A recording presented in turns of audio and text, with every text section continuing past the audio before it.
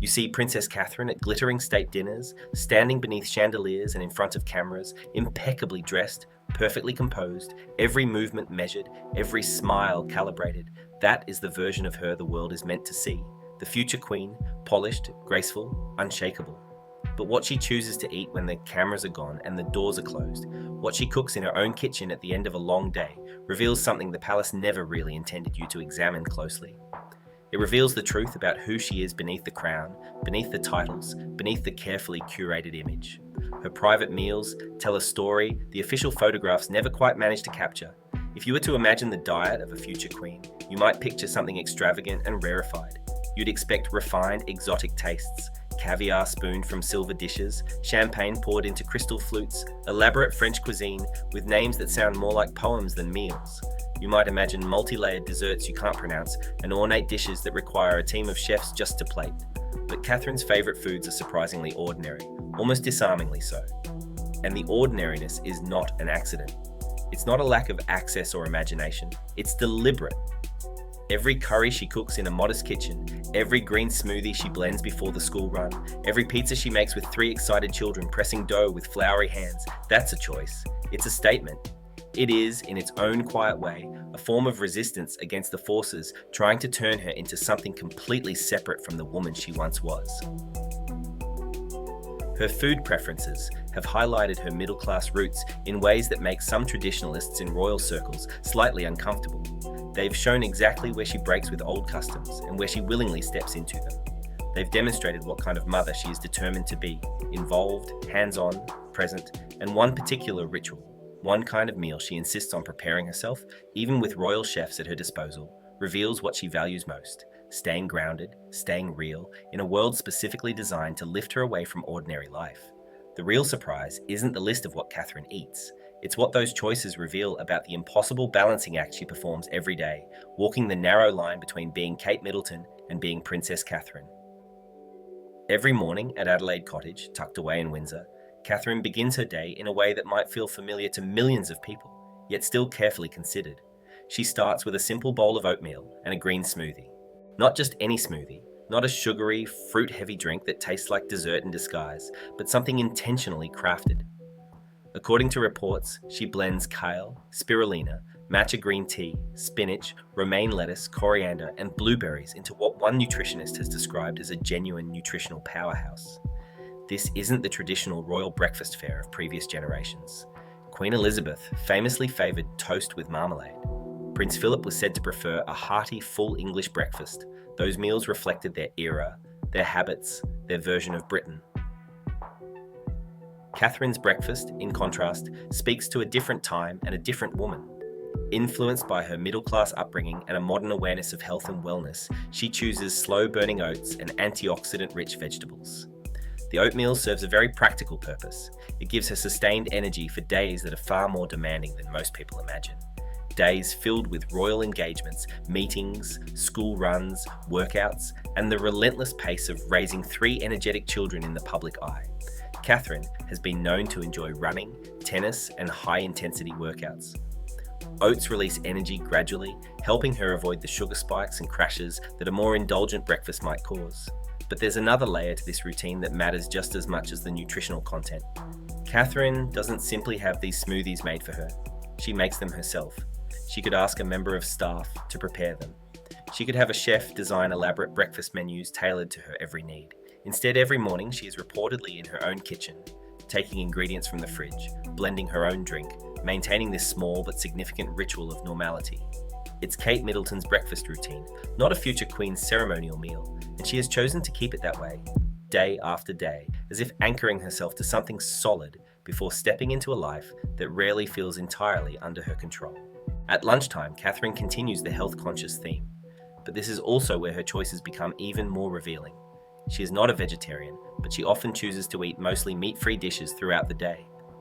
Watermelon salad with avocado, onions, cucumbers, and feta. Colourful vegetable kebabs. Fresh ceviche with citrus and fish. According to chef Raghu Diora, who prepared meals for Catherine and William during their 2016 tour of India, the dishes he made for them were entirely vegetarian because he had been told that was what they preferred. These are light, clean, modern plates food that fuels rather than overwhelms. This isn't about restriction or image alone. It isn't a crash diet or a passing trend. It's about control. In a life where her wardrobe, timing, routes, and even small gestures are often decided by protocol and planning, food becomes an area where she can quietly assert her preferences. What she wears may be dictated. When she arrives may be scheduled minute by minute. What she says may be drafted, reviewed, and approved. But what she chooses to put on her plate, especially in private, is still her decision. And over she chooses fresh vegetables, raw ingredients, simple preparations. The decision to favour clean eating becomes a small act of autonomy, a way of stating, here at least I decide. Yet Catherine's most revealing food choices don't happen over breakfast smoothies or carefully composed salads at lunch. They happen in the evenings, when the royal engagements end, when the motorcades are gone, and the cameras have turned elsewhere. They happen at dinner, when she is not Princess Catherine standing in front of dignitaries and world leaders, but simply Mummy cooking for her family. And what she cooks, and how she cooks it, tells you a great deal about who she has decided to remain, despite everything. During a 2019 appearance on BBC Radio 1, alongside Prince William, presenter Jordan North casually asked them about their dinner plans. William turned to Catherine and said, "Are you cooking?" Her answer came easily, with no hesitation. "No, I think it will probably be a curry, won't it, tonight? Not roast beef, not game birds, not the traditional heavy British fare you might imagine appearing on royal tables in grand dining rooms. Curry, a dish that, over decades, has become the ultimate working and middle-class British comfort food. Adopted from Indian cuisine, adapted, simplified, and made completely ordinary in households across the United Kingdom. And Catherine doesn't just eat curry, she makes it from scratch. According to multiple reports, her go-to specialties include homemade curry and teriyaki salmon. She adjusts the spice levels depending on who is eating. William, she's admitted, struggles with spicier dishes and begins to sweat profusely when the heat climbs too high. She laughs about it in public, gently teasing him while revealing that she herself loves spicy food.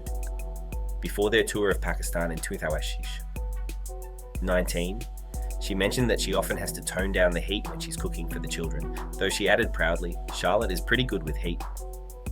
You can picture the scene. Catherine stirring a pot, tasting, adding spices cautiously, laughing as William pleads for mercy, watching her daughter prove she can handle more chili than her father. This domestic picture might sound ordinary, but in the context of royal history, it's remarkable. Previous generations of royals did not cook their own dinners. They had chefs who handled everything from menu planning to the final garnish. They ate formal meals prepared in palace kitchens, served on fine china by staff who had done the same for decades. The notion of a future queen standing in her own kitchen, adjusting the spices in a curry to suit her husband's tolerance, making dinner for her family like millions of other mothers across Britain, is something new. It's not just a lifestyle choice, it's a quiet rewriting of what it looks like to be royal. Even before she became a mother, food appeared as a thread linking her private comfort to her emerging public role. When Catherine was 7 months pregnant with Prince George, she reportedly enjoyed a homemade vegetable curry prepared by Chan and Hash Shingadia, an Indian couple who ran a shop near her hometown in Berkshire. She sought out that food during a physically and emotionally intense moment in her life, turning to something familiar and warm. The fact that curry has remained a favourite dish throughout her royal years suggests something essential.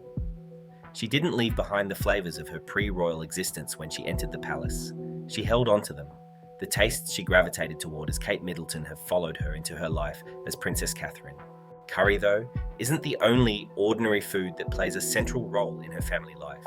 What she feeds her children, and how she involves them in the process, reveals even more about her priorities as a mother in an environment where almost everything else feels extraordinary.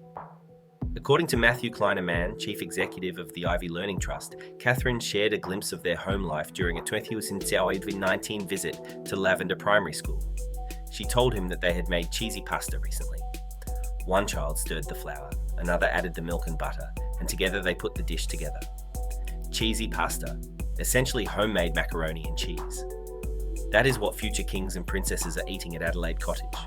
Not elaborate royal banquets at a polished dining table, but kid-friendly comfort food made in a kitchen where small hands are encouraged to help.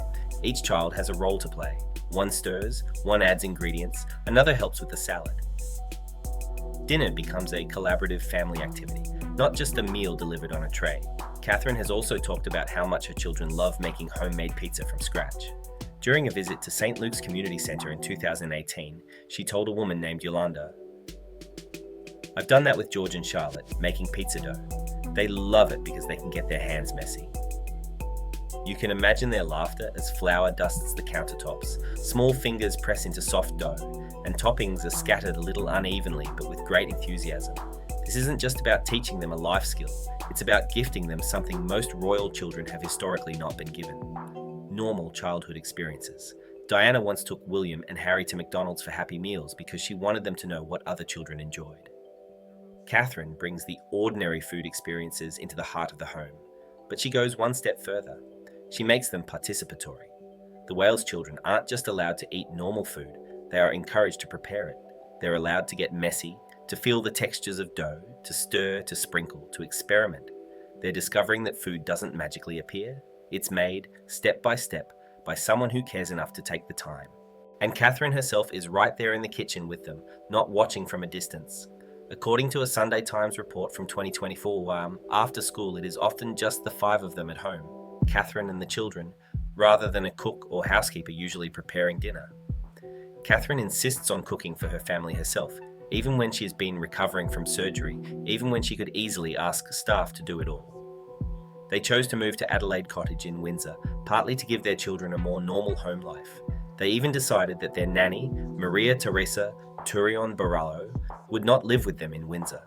Catherine wants to be the one supervising homework at the kitchen table, the one stirring the sauce on the stove, the one saying time for bed at the end of the day. The meals she prepares are one visible manifestation of a much larger determination to provide George, Charlotte, and Lewis with as normal a childhood as possible, while quietly preparing them for futures that are anything but ordinary. There is, however, one food ritual Catherine maintains that goes beyond healthy eating, beyond involving the children in dinner.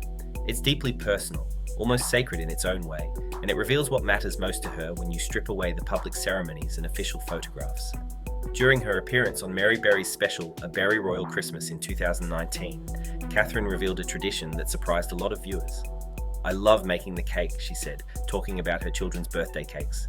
"It's become a bit of a tradition that I stay up till midnight with ridiculous amounts of cake mix and icing, and I make far too much. But I love it." Imagine what that really means. After a full day of engagements, perhaps traveling, speaking, smiling, greeting strangers, standing for hours in heels, after coming home, feeding 3 children, listening to their stories, getting them into pajamas, reading bedtime stories, tucking them in, she doesn't hand the rest of the job over to someone else. She goes back to the kitchen, she measures flour and sugar, cracks eggs, whisks batter, she waits for cakes to bake, cools them, mixes icing, assembles layers. Midnight comes and goes and she's still there, tired but determined, creating something with her own hands. She could easily ask palace chefs to design elaborate professional cakes with perfect decorations and flawless structure.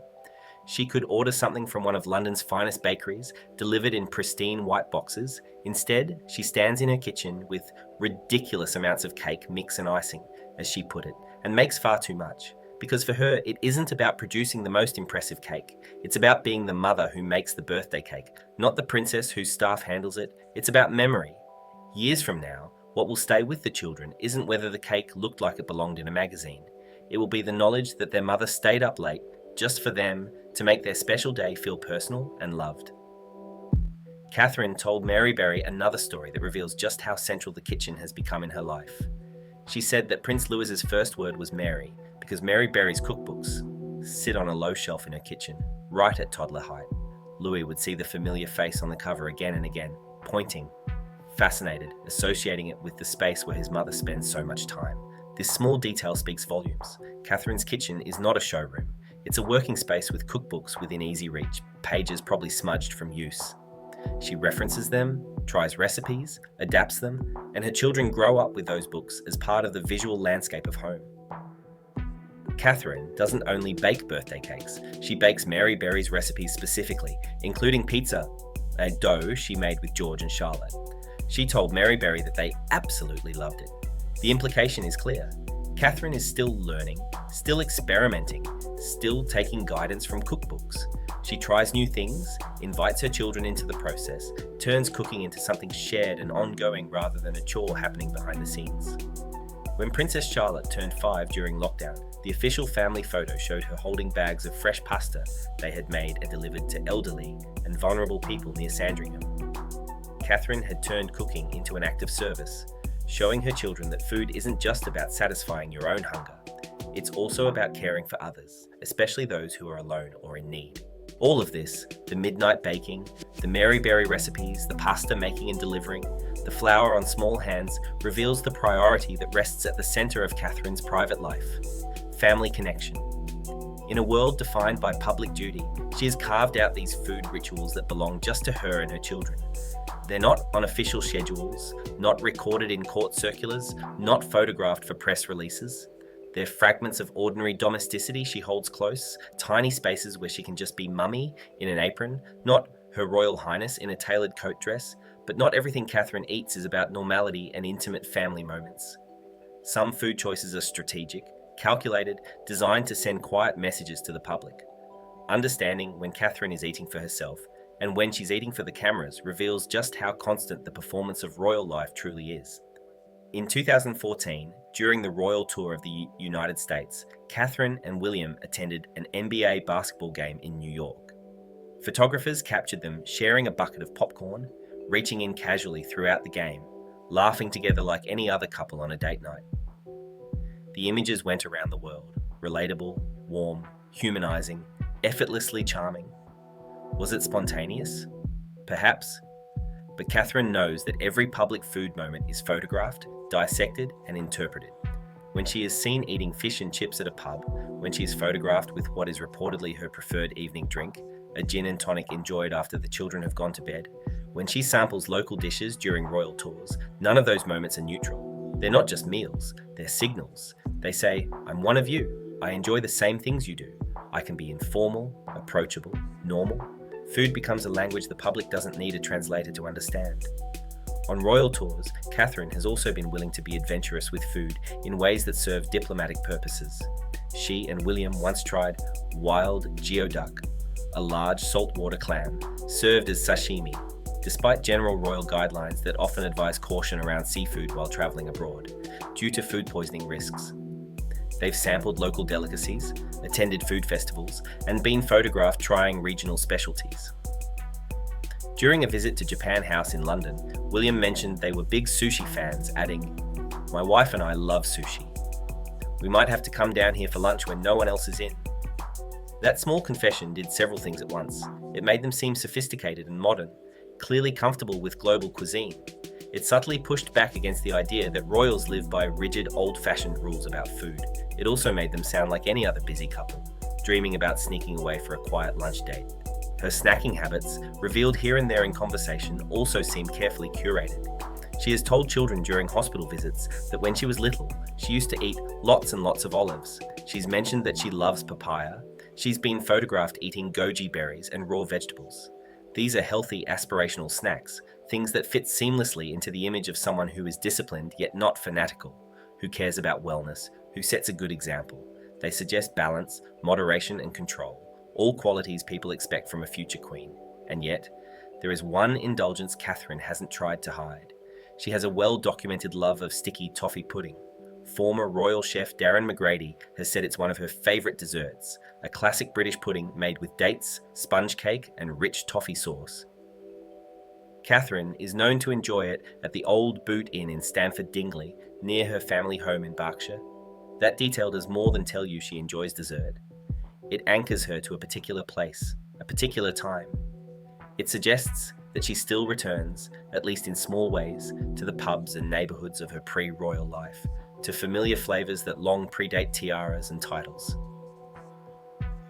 Every one of these public food moments, the popcorn at the basketball game, the sushi comments, the olives and papaya anecdotes, the sticky toffee pudding at a local pub, feeds into Catherine's carefully balanced public image.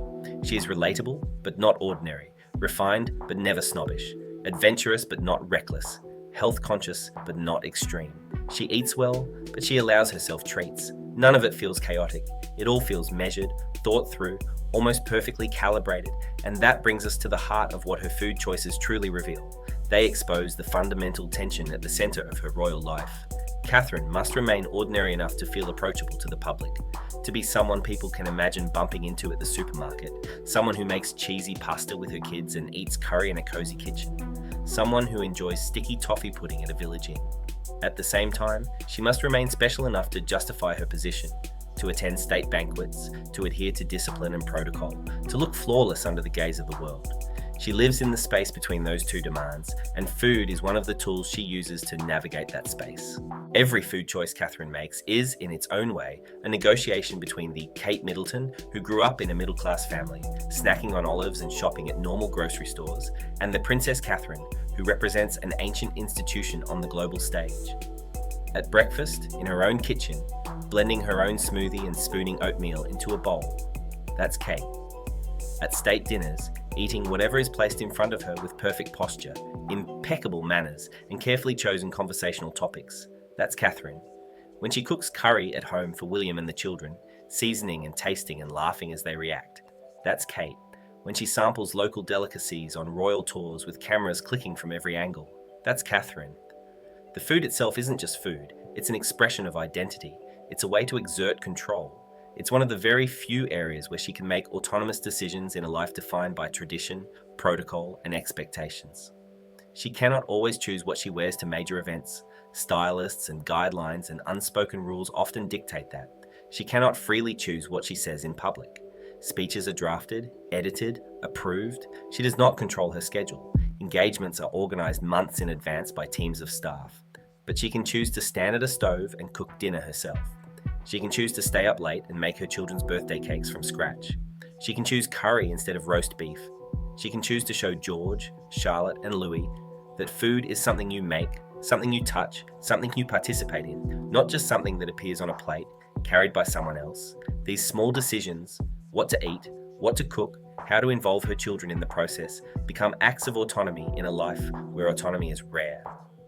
And the fact that her favourite foods are so ordinary, curry, cheesy pasta, oatmeal pizza, is itself a message. She is not using food to signal exotic taste or elevated refinement. She is using food to stay anchored, to remain connected to the person she was before the world started calling her Your Royal Highness, to give her children experiences that feel normal, even though they are growing up in circumstances that are anything but. The most surprising thing about Catherine's favourite foods isn't that she likes curry or that she makes pizza from scratch. It's that she is using these meals as a form of quiet resistance. Every ordinary dinner is a refusal to be completely transformed by the institution she married into. Every home-cooked dish is an insistence that she is still the mother who raises her children, not just the princess who stands on balconies and waves. Where Diana once used fashion as her language of rebellion, the revenge dress, the casual outfits that broke with royal norms, Catherine uses something more private, more domestic, less visible, but no less significant food. The curry she stirs in a simple pan, the birthday cakes she decorates at midnight, the smoothies she blends before breakfast, the cheesy pasta she makes with 3 little helpers, all of them carry the same message: I'm still me. I have not been completely absorbed by the institution. I am still Kate, even as I serve as Catherine. Her food choices show the parts of herself she is determined to protect. Her role as a hands-on mother, her connection to her pre-royal identity, her refusal to rely entirely on staff for the most basic acts of family life, her commitment to giving her children tactile, messy, unforgettable experiences like kneading dough and stirring sauce. In a world of gilded plates and state banquets, Catherine chooses curry. In a system where royal chefs could prepare anything, she ties back her hair and cooks. In an institution that could insulate her from every practical task, she still wants the same food she enjoyed long before she entered the palace. That consistency, that groundedness in the middle of extraordinary circumstances is the real revelation behind her favourite meals. Catherine's food isn't really about taste alone, it's about identity. About staying Kate Middleton even while being Princess Catherine. About using whatever small areas of choice she has, what she eats, what she cooks, how she feeds her children, to carve out a private life inside a public role. Each ordinary meal is an act of quiet defiance. Each home-cooked dinner is a refusal to let the institution define every corner of her existence. Each pot of curry, each late-night cake, each flour-covered pizza dough is a reminder that there is still a part of her that she alone gets to shape, and that is the surprising truth hidden in something as simple as what she keeps in her kitchen. The woman the world sees as a future queen is, in many ways, fighting to stay ordinary. Because for Catherine, ordinary doesn't mean mediocre. It means real, it means human, it means holding on to the parts of herself that existed long before the titles and choosing, again and again, not to let go of them. Which of these details surprised you most about Princess Catherine's private life and the meaning behind her favourite foods? Let us know in the comments. If you'd like to see more deep dives into the hidden stories behind the people you think you already know, remember to like this video, subscribe to the channel, and stay tuned. Because if you found this fascinating, there's another story waiting for you just one click away.